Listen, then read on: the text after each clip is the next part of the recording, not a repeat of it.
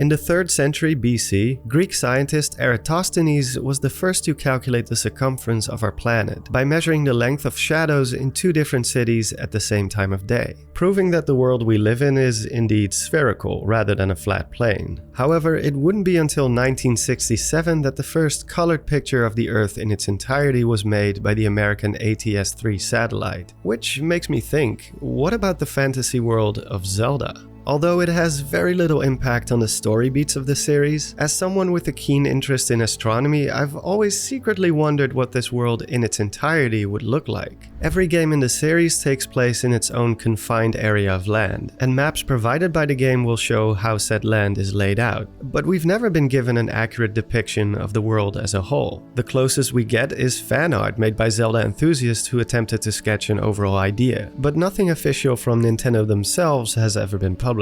So, is Hyrule a planet? Well, yes and no. If you were to ask if Hyrule is located on a planet, then yes. But if the question is the planet named Hyrule, then no. Hyrule is just a stretch of land among many, a kingdom which has expanded, contracted, and relocated many times throughout Zelda's history. It's understandable that some might confuse Hyrule as the name of the planet, since some of the wording in the creation story seems to hint at this, stating things such as the goddesses descended onto the chaos that was Hyrule. But there is a simple explanation for this. The creation myth as presented is always told from the vantage point of beings who live in and around Hyrule. It's not uncommon for tales of creation to be centered around the culture and land from which it originated. In the Japanese Shinto creation story, Japan is the first landmass to be created. Similarly, the ancient Greeks and Romans too had stories revolving around gods creating and settling on recognizable landmarks within their own territory, such as Crete and Mount Olympus, in turn placing themselves and their land at the heart of the creation story.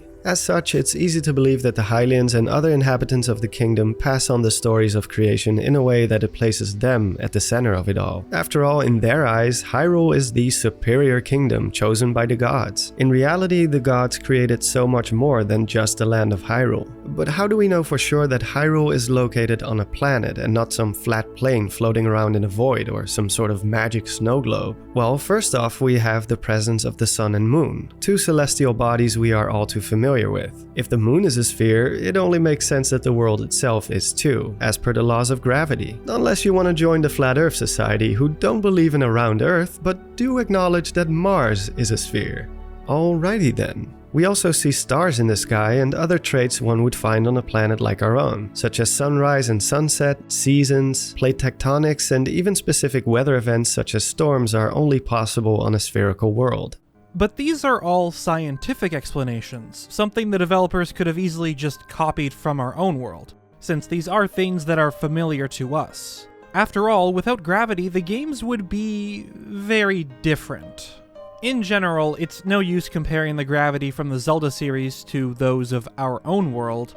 1, because the strength of gravity isn't universal and slightly varies between titles depending on the engine, and 2, because most games generally simulate something close to Earth's gravity, even those that don't take place on Earth. However, there is actual in-game evidence, things which directly hint at the existence of a planet on which the series takes place. For instance, the presence of globes. Inside Tetra's cabin, aboard her pirate ship, we find what seems to be a full representation of the planet. We also find a stranger variant of a globe inside the Astral Observatory in Majora's Mask, as well as a research note plastered on the wall which seems to depict a green planet with a moon orbiting around it. So, yes, the events of the Zelda series most likely take place on a planet. But then, what is its name? Well, as boring as it might sound, Earth. Throughout the series, the word Earth is used on many different occasions to describe the world as a whole. We also have an interview with series' former and current producers Shigeru Miyamoto and Eiji Aonuma, in which they state this fact. So the land's Hyrule, what's the planet called? 僕は地球ですよね。それ以外に何か Although this interview is definitely humoristic and playful in nature, do notice how Miyamoto is very quick and resolute in his reaction. He's been the producer of the series since its inception and set most of the standards for the series back in the day, until the baton was passed to Aonuma. Hence, many of the series' tropes, including the first bits of the overall lore, originated from him. This begs the question though, if this is Earth, is it our Earth? Well, again, yes and no. In a way, this is indeed the same planet we inhabit. However, it's not set in our timeline or even our reality. If this confuses you, I think Tolkien said it best when he was asked a similar question about his fantasy world. Most people have made this mistake and think Middle-earth is a particular kind of Earth or is another planet, and in the science fiction sort, but it's simply an old-fashioned word for this world we live in, as imagined surrounded by the ocean.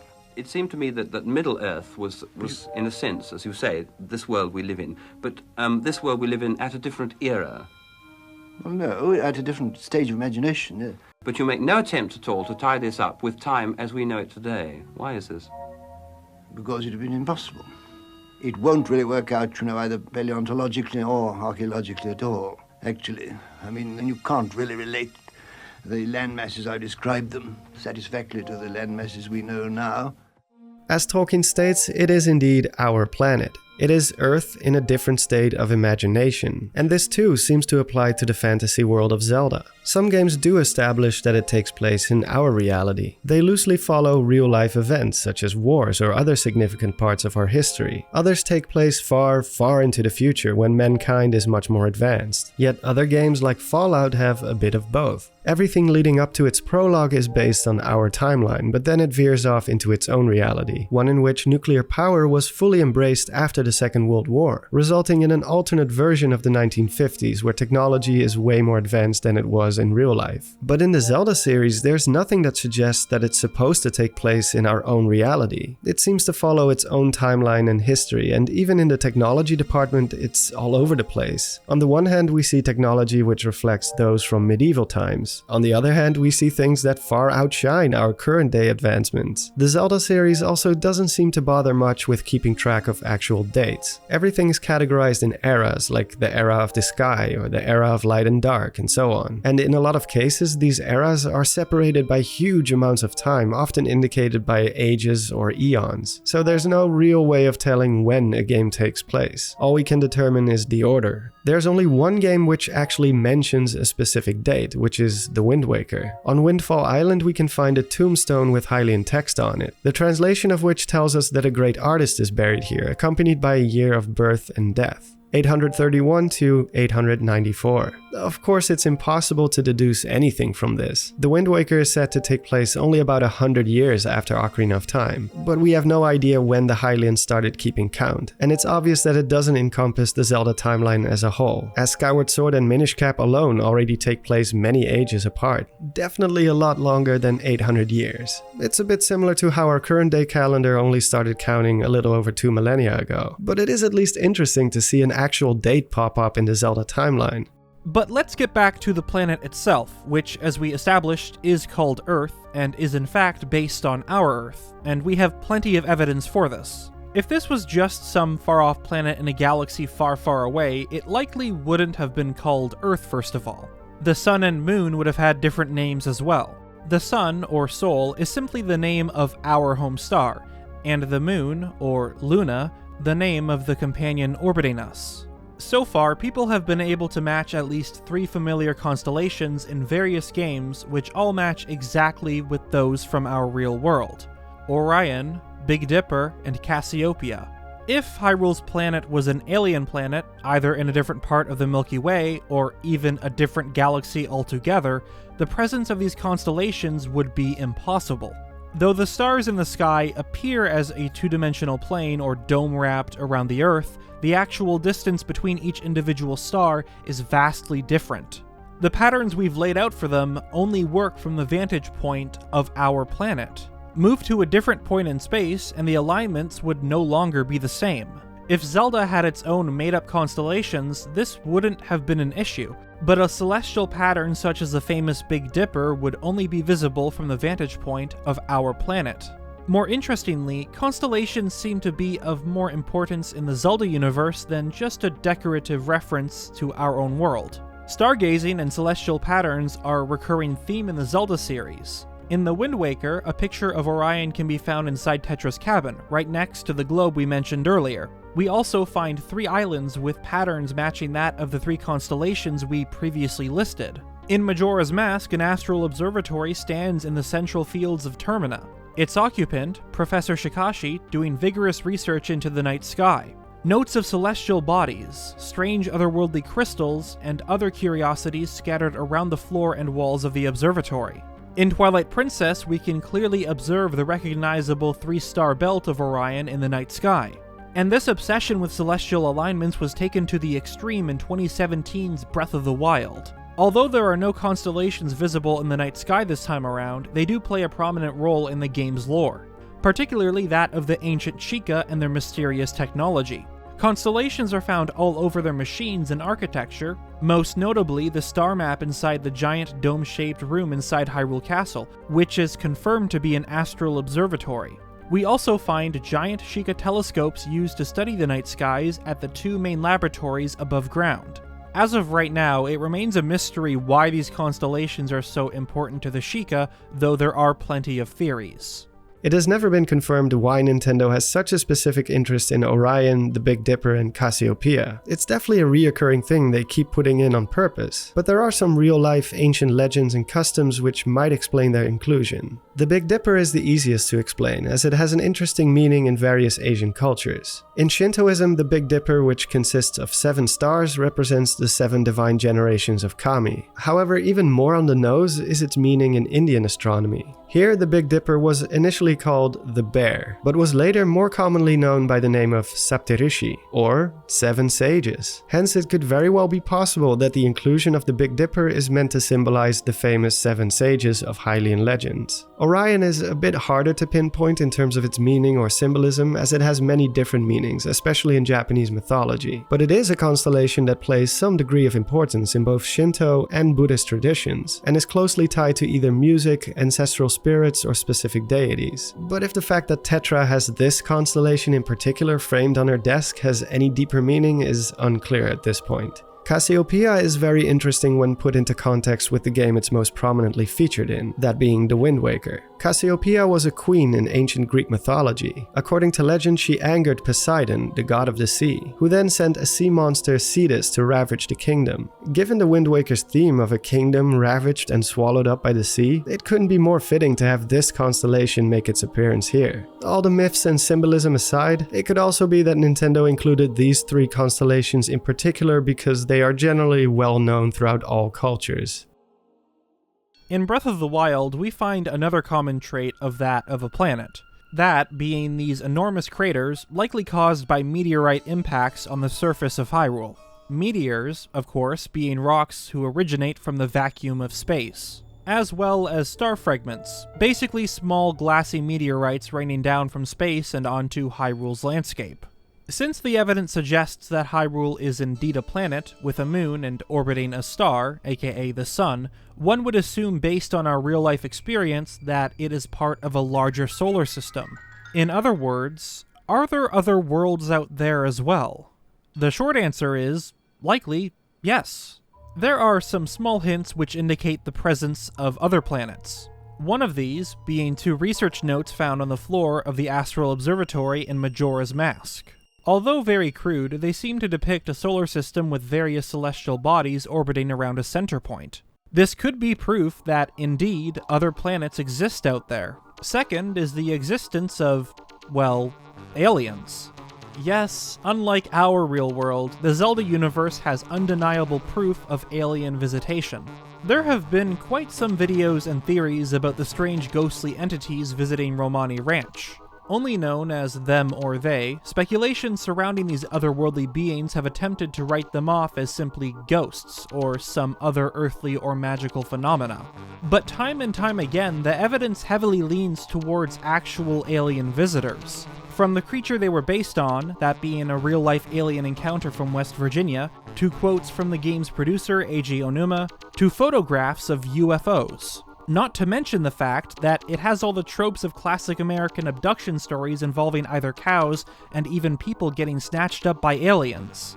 And there is one more interesting piece of evidence that hints to these creatures originating from the skies above. Those who are familiar with this side quest know that the alien attack on the ranch takes place on the first night of Majora's 3-day cycle. If we look to the sky on the night of the first day, we can see a red star right above the Big Dipper constellation. At first, people speculated that this might be Betelgeuse, a giant star 700 times bigger than our own sun, which is part of the Orion constellation. This star can actually be seen glowing red, even with the naked eye.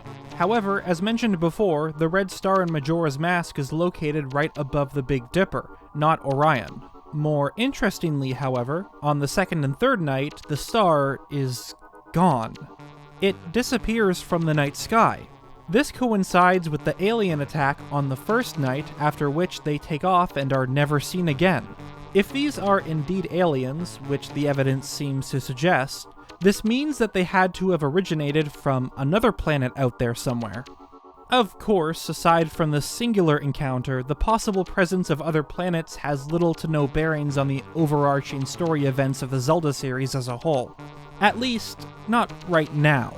However, it does open the door to future possibilities. We've seen from Breath of the Wild concept art that Nintendo has been toying around with the idea of aliens being the main threat to Hyrule and its heroes. And although this concept was ultimately scrapped, who is to say that this won't become a reality in the future? Perhaps they might even go as far as to have us visit one or more of these alien worlds.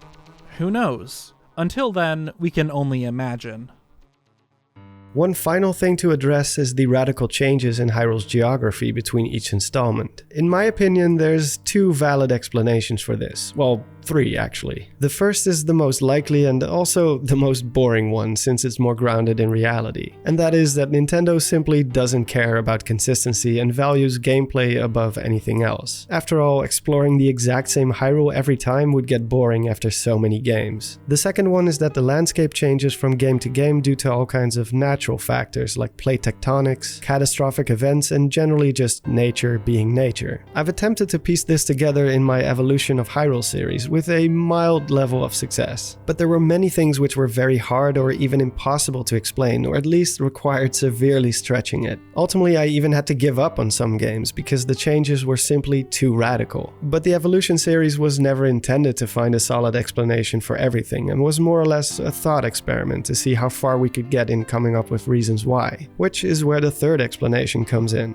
There's a much more elegant and simple solution for this phenomena, without mentioning game design or trying to explain every individual change in Hyrule's landmarks. And this solution is hidden in the title of the series, The Legend of Zelda. The idea is that every game in the series is a distant legend that you, the player, experience as if it was being retold by someone. And as is with all legends and ancient myths, the accounts and details of what happened and how the landscape looked exactly quickly blurs over time, lost in translation through the many retellings of said story. We don't actually need to explain why a forest is here and then all of a sudden here in the next game. All that matters is that there was a forest called the Lost Wood somewhere and that some significant events took place here. This approach essentially solves any inconsistency the series has when it comes to its geography. There is even more to mention about the world of Zelda, as everything I've described here is within the scope of the quote-unquote normal world, also referred to as the world of light or light world. But as many of you know, the Zelda series is rife with alternate dimensions or realms, many of which are almost impossible to pinpoint where exactly these could be located relative to Hyrule. There's also a lot of conflicting information about which lands are parallel dimensions and which are not. And to this day, we still have no clear understanding of what Termina actually is. If it's a completely different reality on a different plane of existence, or if it's simply located somewhere else on the planet but still on the same physical plane as Hyrule. As such, different realms are best saved for a future video, as they are a whole nother topic altogether. I hope you enjoyed this deep dive into the universe of The Legend of Zelda, and I hope to see you in the next video. First off, a big thanks to NintendoBlackCrisis for once again being my partner in crime for this one. He'll be releasing his own video next week, so be sure to check it out when it's ready. I'll put a link to it in the description as soon as it's up. And of course, a massive thanks as always goes to my supporters right here on YouTube and on Patreon. You guys are the best. Oh, and please say hello to Sakamoto Shinonome for joining my Patreon crew, and to Perry of Hyrule, who finally decided to become a member. Thank you, Perry. It is greatly appreciated. And that is all for now. This is Don signing off, and have a good one.